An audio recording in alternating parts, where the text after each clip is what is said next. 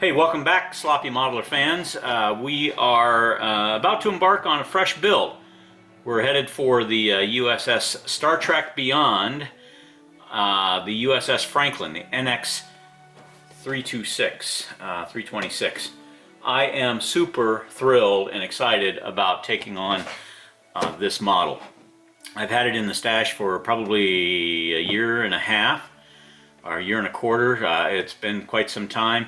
And I was waiting for parts to come in, and while I waited for parts to come in, I built the U.S.S. Discovery Ensemble, the Discovery, the Discovery, the Glenn, the Senjao, and the Enterprise in the meantime. And this is going to be a real fun opportunity to do a few new things with my model building. So I'm very excited about that. This isn't an open box buy or open box review, because the parts are drying after having been in the parts washer.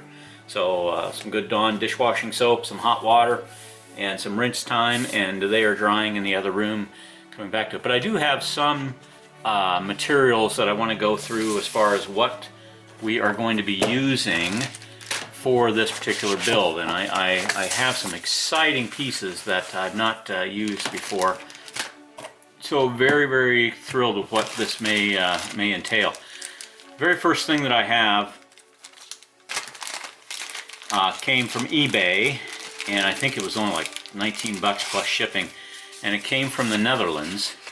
And this is a spinning Bassard effect board. There's two of them for the Bassard collectors on the nacelles.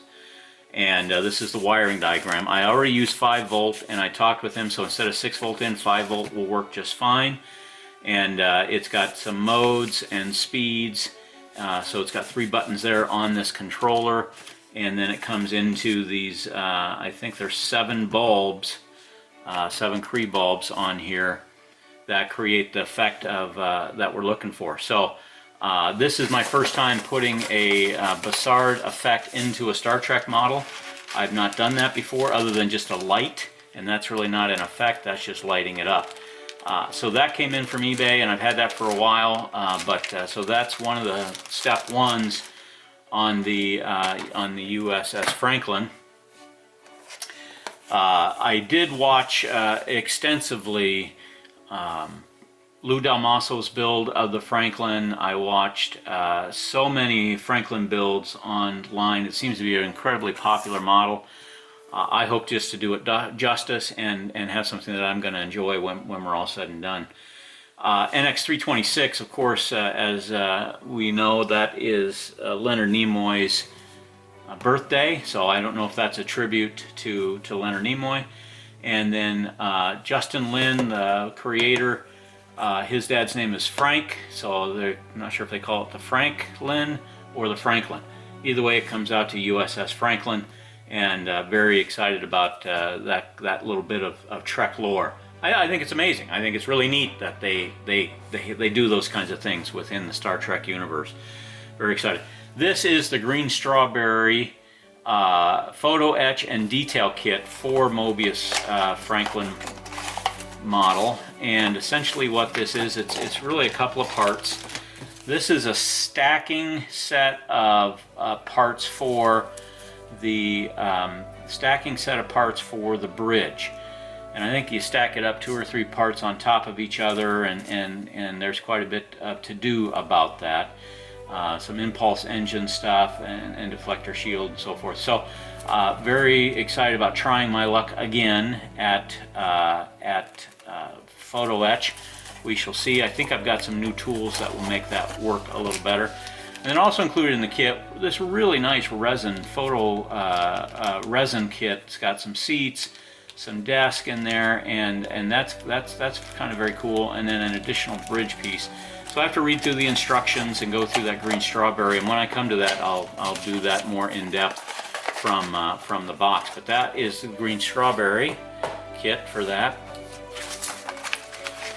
Most importantly, having watched Lou's build and build of other people, this is very challenging to build in segments, paint it, and then glue it together.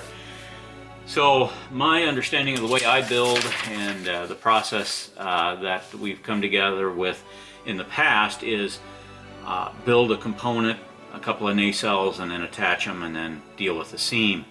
This kit I think has to be built, all the lighting included, then built, and then painted. We'll have to see how the process goes on some of this stuff, but I think that's what we're going to be doing for this. Under the Aztec Dummy paint mask here, you get the window masking, you get all these little pieces and mask and stripes and so forth, the rear, the nacelles, etc. This horseshoe piece in here. There's just a lot of things in here that are going to be very, very cool. Pylon stripes, warp engine stripes, and I watched this, I wouldn't say in real time, but I watched it with Lou as he went through and built these on his, I think 4 or 5 week period of building this ship.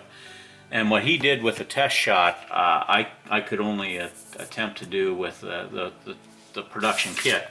So we will see how that comes together from a perspective of putting the painting on this and the weathering, etc. And I'll be watching his build for sure. The instructions for this are absolutely dynamite. The Star Trek Beyond 1/350 scale plastic model kit, skill level 3, ages 15 and up, so we'll see how that goes. But this kit again is put together in a certain way. You start with the lower hull, add the pylons, upper booms, and then some of these things that sandwich those booms. You put all that together, and then the upper saucer is the big challenge. From what I understand, you put all the glass in, and then this glass here around the windows, for the windows around the wall of the upper saucer, is where I have the most trepidation right now, because from understanding how this goes in, I think you have to put all this glass in, and then all the windows, and then all of the walls all go in at one time. So light blocking this could be a big challenge. So I think what I have to do is look at that glass pretty carefully and look at those walls pretty carefully. I mean, there's a lot of windows all the way around that. So I think what I'm going to do is place these in the lower or in the saucer section, in the upper saucer section. Just place them. Turn it upside down, place them in where they need to go. Don't glue them in, just place them in where they need to go. Spray my light blocking, black primers and black flat black paint, and then paint that white on the inside, and do all of that first, and then come back in, put the windows in all of these side walls, and then come back and glue these back into place. So I think that's my process for this. Not quite sure, but I think that's my process for getting this done. We'll see. It could be a colossal failure, right, as we go. Then there are a significant number of greeblies that go in the impulse section, under the, or above the citadel here they call it, which is an interesting phrase for that. Just a lot of little nicks and knacks of pieces, little pieces of glass, angled glass, just different things. And that's another reason I wanted Lou's mask, is to cover all those easily, as opposed to doing all that work by cutting it with a scalpel and regular tape. I think it's going to be a nicer look with that. And then it's my understanding how the pylons come together. You can actually sandwich those two together, run all of your wiring, include them onto the pylons, and then close that up once you've got all of that done. One of the things that I've got with the kit is I can replace these two pieces here, I think, which are the Port Bussard collector lens, or maybe those go behind it, so I'll have to experiment with that. But one of the things that Mr. Damaso suggested was, instead of putting these in, a better process may be to paint the back side of the Bussard collector with whatever color you were going to paint that. And I might do that a dark gray, almost a gunmetal gray, something like that, and then glue these two together, paint them, and then install them into the kit. Don't know yet. We'll have to see, but this is something that is going to be a work in progress. And then I am not going to use this stand and these two floppy stands, but I am going to use the display stand base. I think that's a neat item right there. So I'm going to use that, and it gets painted up very cool. As you can see here, it gets painted up in a neat way. The way this blue and the light blue, dark blue, the yellow stars and so forth. That's very cool. And then Moebius provides directions for a weathered version and a clean version. They provide 2 sets of decals for this, for the Star Trek Beyond, where it's either new ship or old. A lot of guys have painted this steel or silver or aluminum, and looking at this, my eye doesn't see that. I don't see a lot of reflection in this. There's some right here, but I just don't see this as being steel. I would tend to agree with Aztec Dummy that this is much closer to like a pale gray or buff or something like that. So that being said, I have left over from my Enterprise refit, the NX01, the 1/1000 scale that I did. I have the base coat and the top coat, 2 different colors of that. And the base coat that I have has got a lot more shine to it. It's got more champagne in it, and I think I'm going to add even some more.